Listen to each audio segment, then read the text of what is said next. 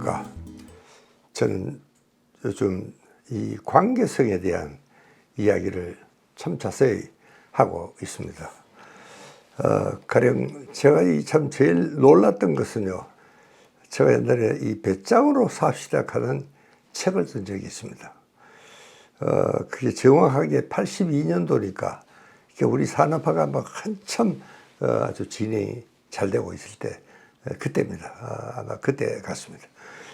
근데 이 배짱으로 삽시다 하는 책이 정말 그 당시 한국인의 참 그 사회적인 심성을 잘 그려냈다. 많은 학자들이 그렇게 칭찬을 해주시고 또 그런 분들도 참 많았어요. 그 당시에 이제 군사 정권 시절이니까 우리가 상당히 위축이 되어 있던 것도 사실이고, 이제 차츰차츰 우리가 국제화가 되고, 서울 이런 도심이 아주 세계적인 이런 이제 도시가 되면은 우리가 감각이 거기에 맞게 감각이 발달이 되지 않으면은 안 되는 게 사실입니다. 배짱으로 삽시다는요, 한마디로 지금도 팔립니다. 왜 그게 그렇게 잘 팔렸을까? 정말 뭐 아주 초 베스트셀러가 되었습니다. 저는 참 덕분에 그 책 한 권으로 아주 유명한 명사가 되었습니다. 뭐 그전에 이세희 그러면 누가 알았습니까?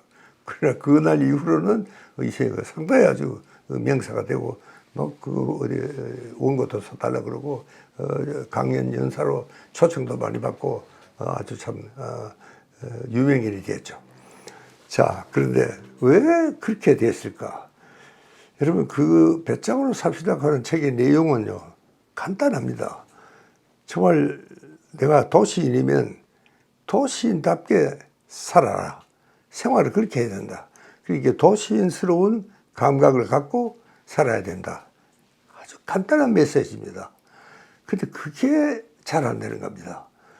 근데 제가요, 그때 참 이 책이 막 팔려나가면서 제일 혼난 것은 우리 병원 외래였습니다. 엄청 많은 환자들이 찾아왔습니다. 그때 내가 그 환자들을 보면서 내가 느낀 게, 야, 도대체 내가 무슨 공부를 했노? 왜 이 사람들 이야기를 내가 이렇게 못 알아듣겠느냐? 이 못 알아듣겠어요. 도대체 왜 이분이 그런 걱정을 또 그러고 고쳐달라고 그러는 겁니다. 그냥 한마디로 말하면은, 쑥맥들입니다. 정말 그 같은 직장에 이렇게 있으면서 저 옆자리 내 마음에 드는 여성이 있는데 그 한 번 커피 한 잔 마시자 소리를 못 하는 겁니다. 그거 뭐 왜 안 되는지 모르겠어요. 그냥 뭐 커피 한 잔 할래?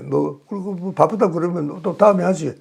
뭐 그렇게 간단하게 생각하면 되는데 우리 한국 사람들 그게 그렇게 간단하지가 않은데 우리 한국인의 대인관계가 문제가 있습니다. 그래서 정말 참 몇 년 동안 속으로 끙끙 앓기만 하고 아직도 한마디 건너보지 못해서 아직도 저는 데이트도 한번 못 해보고, 그래서 자기 자신을 쑥맥 같은 사람이라고 그렇게 이야기를 합니다. 그러니까 좀 나를 좀 고쳐서 그 아가씨한테 최소한 커피 한 잔 합시다 하는 소리를 할 수 있도록 만들어 달라는 겁니다. 쉽게 말하면 그렇습니다. 여러분요, 그때 전 뭐 갑자기 이렇게 많은 환자들이 몰려드는데 미국에는 그런 환자가 있을 수가 없습니다. 미국 사람들이 뭐 얼마나 참 이 표현적입니까? 그 옆에 그렇게 참 마음에 드는 아가씨가 있다 그러면 그거 몇 년 동안 말 한마디 못하고 지낼 수 있는 그런 미국 사람은 저는 못 봤습니다. 근데 그게 왜 그렇게 간단하지 않나 하는 것이 우리 한국인의 대인관계의 특징입니다. 제가 여러 가지가 있지만 그 중에 한 가지만 제가 말씀을 드리겠습니다. 내가 혹시 이제 그렇게 커피 한 잔을 초대를 했는데 그 아가씨가 아유 왜 그렇게 하죠? 그러면 얼마나 좋겠냐면은 뭐 정말 오늘 뭐 바빠서 안 되겠습니다 라든가 그렇게 거절을 하면 이렇게 거절 공포증이야. 그 미국 사람들은요 그거를 거절이라고도 생각하지 않습니다. 그 여자 뭐 오늘 뭐 바쁘니까 그렇게 했지 다음에 하지 뭐 권하는 사람도 그렇고 또 거절하는 사람도 그렇고 굉장히 마음이 가벼운 겁니다. 그게 막 참 거절했다고 자기 인생이 무너질 듯한 그런 정말 자존심에 손상이 온다든가 그거는 있을 수가 없는 이야기입니다. 우리가 이런 생각을 좀 할 수 있어야 되는데 우리 한국 사람들은 그렇지가 않습니다. 이 거절에 대한 그 감정이요. 엄청 큰 겁니다. 그게 저도 갑자기 환자들이 이렇게 많이 몰려오니까 야, 이거 뭐 어떻게 대처를 해야 될지 모르겠어요. 그래서 저는 우리 선배들한테 가서 물어도 선배들도 뭐 시원하게 잘 가르쳐 주지도 않고 야, 이거 이제 큰일 나서 환자를 막 정말 몰려들죠. 그 할 수 없이 낮에는 그 많은 환자를 다 볼 수도 없고 야간 집단 치료를 하기 시작을 했습니다. 집단 치료. 그러니까 그 환자들의 그 참 심성도 왜 그렇게 되는지도 잘 모르면서 이 시작을 한 겁니다. 겁도 없는 것이죠, 사실은요. 아, 여러분, 제가 이제 이 책을 쓰고 나니까 아하, 이거는 정말 내가 잘하면 치료가 될 수 있겠다. 그런 희망적인 생각을 갖고 그렇게 많은 환자들이 모인 게 아닌가 이런 생각이 듭니다. 그래서 제가 이제 그 책을 정말 참 뭐 어떻게 확실한 진단적인 근거라든가 이렇게 되면 확실히 낫는다 그런 그것도 없었습니다. 없고 그래서 어쨌든 이 환자들을 당장 무슨 방법으로라도 좀 이렇게 가라앉혀야 되겠어. 여러분 그래서 이제 우리가 이 대인 공포증의 치료라는 걸 내가 이 대인 공포증이라는 말을 왜 썼느냐. 이 사람들은요, 사람을 대하는 게 두려운 겁니다. 그래서 이게 이제 사람을 만나기가 굉장히 두려운 사람들이다. 그래서 제가 이제 이 이름을 대인공포증이라고 이름을 붙인 겁니다. 근데 이제 그 사람들의 그 진위를 물어보면은 소위 거절 공포증이야. 거절을 하면 어떡하느냐. 그게 얼마나 그게 자존심이 상하고 그 다음날부터 아마 그 여자를 보지도 못할 거다. 아, 너무 창피해가지고. 이걸 뭐 다른 사람이 알기나 하면은 내가 이게 좀 자존심이 체면이 이게 말이 안 된다.